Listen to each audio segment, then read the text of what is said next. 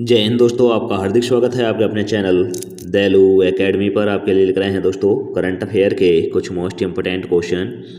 और दोस्तों, आप हमारे चैनल पर पहली बार आए हों तो चैनल को सब्सक्राइब कर लें, बेल आइकन प्रेस कर लें ताकि आने वाली क्लास का नोटिफिकेशन मिले आपको सबसे पहले।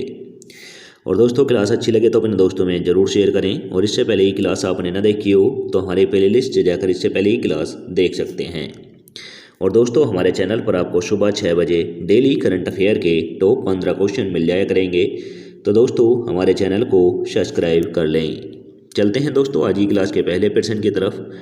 जैसे कि दोस्तों आज की क्लास का पहला प्रश्न है, किस टेक दिग्गज ने एक्टिविजन ब्लिज़ार्ड के ऐतिहासिक $69 बिलियन के अधिग्रहण को सफलतापूर्वक पूरा कर लिया है, जिससे यह उनका अब तक का सबसे बड़ा अधिग्रहण बन गया है।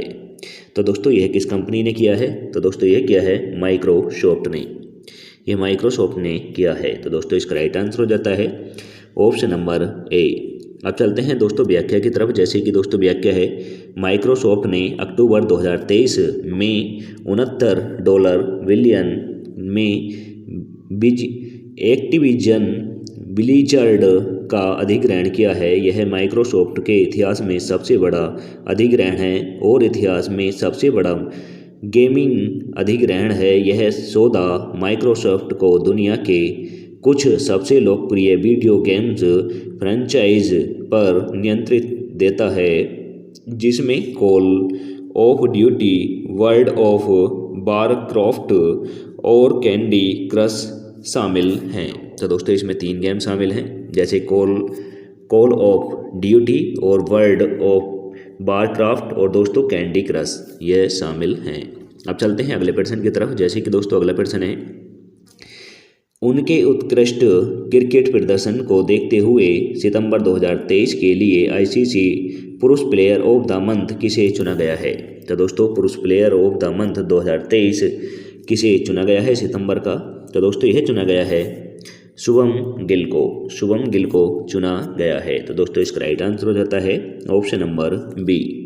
चलते हैं व्याख्या की तरफ। जैसे कि दोस्तों व्याख्या है, भारत का प्रतिनिधित्व कर रहे शुभम गिल को उनके असाधारण क्रिकेट प्रदर्शन के लिए सितंबर 2023 के लिए आईसीसी पुरुष प्लेयर ऑफ द मंथ नामित किया गया है। तो दोस्तों व्याख्या हुई। अब चलते हैं अगले प्रश्न की तरफ। जैसे कि दोस्तों अगला प्रश्न है, Q2 2023 के लिए Knight Frank global price residential index में भारत के किस शहर ने 19वां स्थान हासिल किया है, जो आवासीय रियल एस्टेट क्षेत्र में वृद्धि का संकेत है? तो दोस्तों, यह किसने किया है? यह किया है दोस्तों मुंबई ने। तो दोस्तों, इसका राइट आंसर हो जाता है ऑप्शन नंबर डी। और दोस्तों, मुंबई महाराष्ट्र में स्थित है, यह भी याद रखें। अब चलते हैं व्याख्या की तरफ। जैसे कि दोस्तों व्याख्या है, नाइट फ्रैंक ने अपना ग्लोबल प्राइम रेजिडेंशियल इंडेक्स जारी किया है, जिसमें मुंबई को 19वें, बेंगलुरु को 22वें और नई दिल्ली को 25वें स्थान पर रखा गया है। यह भारत की रियल इस्टेट उद्योग के लिए एक आशाजनक दृष्टिकोण का सुझाव देता है। तो दोस्तों व्याख्या हुई। अब चलते हैं अगले प्रश्न की तरफ। जैसे कि दोस्तों अगला प्रश्न है, 2023 के वैश्विक भूख सूचकांक में भारत को 125 देशों में कहाँ स्थान दिया गया है, जो पिछले वर्ष की तुलना में गिरावट दर्शाता है? तो दोस्तों, भुखमरी में 125 देश शामिल हैं और इसमें भारत का स्थान क्या है? तो दोस्तों, इसमें भारत का स्थान है 111वां भारत का स्थान है। तो दोस्तों, इसका राइट आंसर हो जाता है ऑप्शन नंबर डी। अब चलते हैं व्याख्या की तरफ। जैसे कि दोस्तों व्याख्या है, 2023 के वैश्विक भूख सूचकांक में भारत 125 देशों में से 111वें स्थान पर है, जो पिछले वर्ष के 107वें स्थान पर था। तो दोस्तों पहले जो 2022 में वह भारत 107वें स्थान पर था और 2023 में 111वें स्थान पर पहुंच गया है, यानी दोस्तों भुखमरी ज़्यादा हमारे देश में बढ़ चुकी है।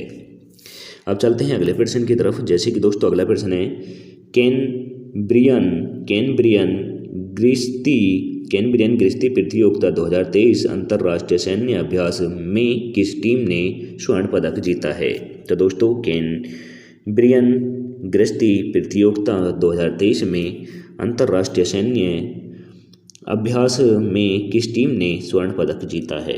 तो दोस्तों यह जीता है भारतीय सेना ने, यह भारतीय सेना ने जीता है। तो दोस्तों इसका राइट आंसर हो जाता है option number B.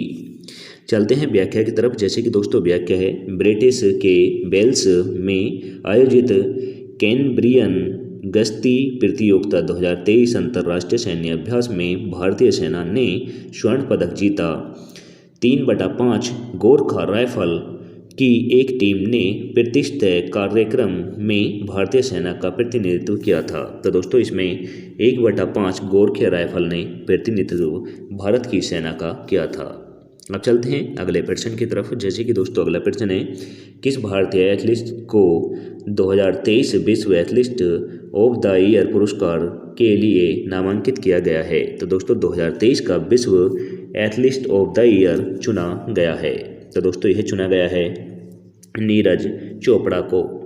Neeraj Chopra को विश्व एथलीट ऑफ द ईयर चुना गया है। तो दोस्तों इसका राइट आंसर हो जाता है option number C. Option number C is right answer. अब चलते हैं व्याख्या की तरफ। जैसे कि दोस्तों व्याख्या है, भाला फेंक में मौजूदा ओलंपिक और विश्व चैंपियन नीरज चोपड़ा को 2023 विश्व एथलीट ऑफ द ईयर पुरस्कार के लिए नामांकित किया गया है। वह इस प्रतिष्ठित पुरस्कार के लिए नामांकित होने वाले पहले भारतीय एथलीट बने हैं। अब चलते हैं अगले प्रश्न की तरफ। जैसे कि दोस्तों अगला प्रश्न है, वर्ष के लिए 2 वैश्विक घटनाओं को चिन्हित करते हुए 2023 में विश्व प्रवासी पक्षी दिवस कब मनाया गया है? तो दोस्तों विश्व प्रवासी पक्षी दिवस 2023 का कब मनाया गया है? तो दोस्तों ये मनाया गया है 13 मई से 14 अक्टूबर तक। 13 मई से 14 अक्टूबर तक मनाया गया है। तो दोस्तों इसका राइट आंसर हो जाता है option number C. Option number C is right answer. आप चलते हैं व्याख्या की तरफ। जैसे कि दोस्तों व्याख्या है, विश्व प्रवासी पक्षी दिवस वर्ष में 2 बार मनाया जाता है। प्रत्येक का एक अद्वितीय फोकस होता है। 2023 में संवत उत्सव 23 मई को और पतझड़ उत्सव 14 अक्टूबर को मनाया गया।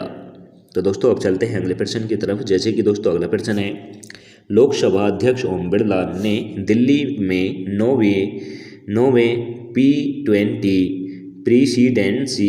प्रेसिडेंसी के समापन पर किस देश को P20 प्रेसिडेंसी सौंपी? तो दोस्तों ओम बिरला हमारे देश के लोकसभा स्पीकर हैं और इन्होंने प्रेसिडेंसी की अध्यक्षता की और अब दोस्तों इन्होंने किस देश के लिए यह सौंप दी है? तो दोस्तों यह सौंपी है इन्होंने ब्राज़ील के लिए सौंपी है। तो दोस्तों इसका राइट आंसर हो जाएगा ऑप्शन नंबर सी। अब चलते हैं व्याख्या की तरफ। जैसे कि दोस्तों व्याख्या है, लोकसभा अध्यक्ष ओम बिरला द्वारा P20 की अध्यक्षता ब्राज़ील को सौंपी गई, जिससे मंच के इतिहास में एक नए अध्यक्ष की शुरुआत और G20 देशों के बीच संसदीय सहयोग जारी रहा। तो दोस्तों ये व्याख्या हुई। अब चलते हैं अगले प्रश्न की तरफ। जैसे कि दोस्तों अगला प्रश्न है, इंडियन ऑयल कॉरपोरेशन के बोर्ड ने 50% हिस्सेदारी के लिए 1660.15 करोड़ की इक्विटी निवेश को मंजूरी दे दी है, जिसमें संयुक्त उद्यम कंपनी ने नवीनीकरण ऊर्जा पहल पर ध्यान केंद्रित किया। तो दोस्तों यह क्या है? NTPC हरित ऊर्जा ने क्या है? तो दोस्तों इसका राइट आंसर हो जाता है ऑप्शन नंबर डी। अब चलते हैं व्याख्या की तरफ। जैसे कि दोस्तों व्याख्या है, इंडियन ऑयल कॉरपोरेशन ने नवीनीकरण ऊर्जा पहल के प्रति अपनी प्रतिबद्धता के तहत एक संयुक्त उद्यम एनटीपीसी ग्रीन एनर्जी में इक्वलिटी निवेश को मंजूरी दी है। तो दोस्तों ये व्याख्या हुई। अब चलते हैं अगले प्रश्न की तरफ। जैसे कि दोस्तों अगला प्रश्न है, हॉर्नबिल महोत्सव कहाँ मनाया जाता है। तो दोस्तों हॉर्नबिल महोत्सव मनाया जाता है नागालैंड में। नागालैंड में हॉर्नबिल महोत्सव मनाया जाता है। तो दोस्तों इसका राइट आंसर हो जाता है ऑप्शन नंबर ए। अब दोस्तों यहाँ पर राज्यों का जिक्र हुआ है, तो दोस्तों इन सभी राज्यों की राजधानी बता दूं, नोट कर लें। नागालैंड की दोस्तों कोहिमा है, असम की दिसपुर है, अरुणाचल प्रदेश की ईटानगर है, मणिपुर की दोस्तों इम्फाल है। अब चलते हैं व्याख्या की तरफ। जैसे कि दोस्तों व्याख्या है, हॉर्नबिल फेस्टिवल नागालैंड का सबसे प्रतिष्ठित आयोजन हर साल 1 से 10 दिसंबर तक नागालैंड के हॉर्नबिल किस्मा में होता है।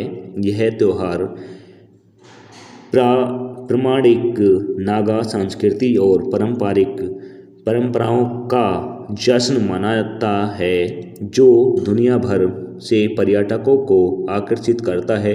2024 में हॉर्नबिल महोत्सव और अपने 25वें वर्ष में पहुंच जाएगा, जो और भी अधिक रोमांचक और समृद्ध अनुभव का वादा करेगा। तो दोस्तों ये व्याख्या हुई। आज की क्लास इसी के साथ समाप्त होती है। आपको क्लास कैसी लगी कमेंट करके ज़रूर बताएं। क्लास अच्छी लगी हो अपने दोस्तों में ज़रूर शेयर करें।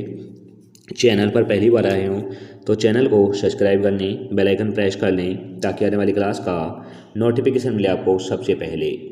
और दोस्तों हमारे टेलीग्राम चैनल का लिंक डिस्क्रिप्शन में मिल जाएगा, वहाँ से जाकर आप PDF डाउनलोड कर सकते हैं। मिलेंगे दोस्तों नेक्स्ट क्लास के साथ। जय हिंद, वंदे मातरम।